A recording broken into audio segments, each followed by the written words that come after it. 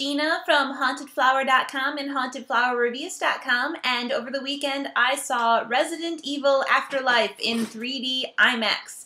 So here I am to tell you about it. This installment of the Resident Evil series was written and directed by Paul W.S. Anderson and stars Milla Jovovich as Alice and Larter as Claire Redfield. Alice has a special immunity to the virus that has plagued everyone else and turned them into scary undead zombie people, and she also incurred some superpowers. The virus was originally spread by the evil Umbrella Corporation, who for some reason is still testing with it and still messing around with it, even though there really aren't very many people left in the entire world to play games with. Alice is doing her best to take down certain aspects of the Umbrella Corporation, but really she wants the war to be over and she wants to find peace.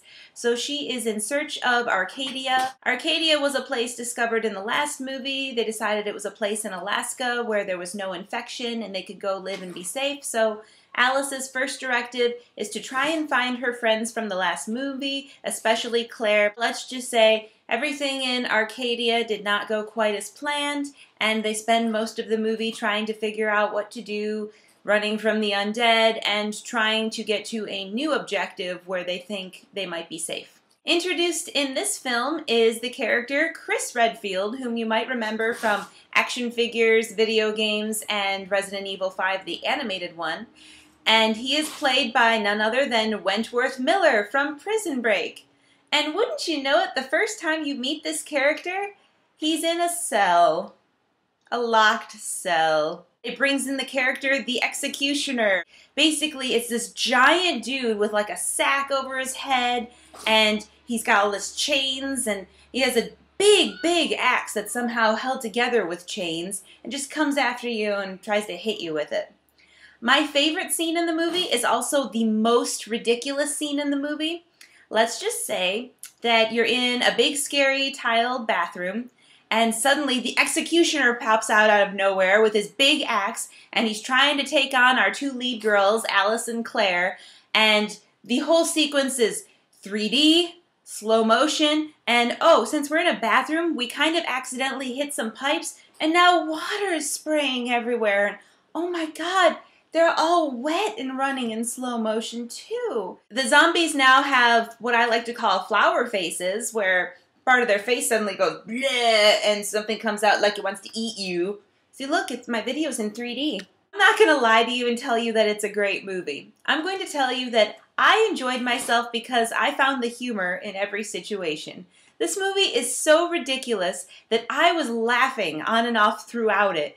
If you ever wanted to see The Matrix in 3D with zombies, this is your movie, because you get some outstanding fight sequences with Alice, and I swear they do almost every stunt from the Matrix films, except for the infamous bending over backwards one.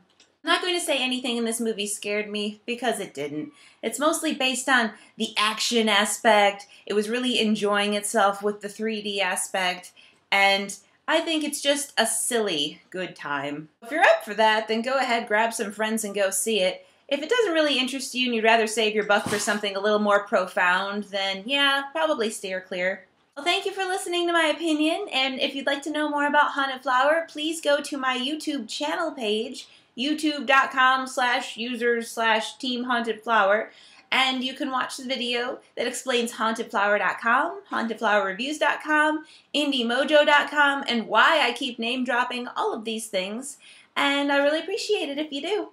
See ya! Shameless plug!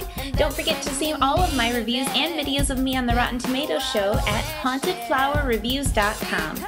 Also check out our store, hauntedflower.com, the web's best source for fantastic apparel. You can follow us on Twitter at haunted_flower or fan our Facebook page too.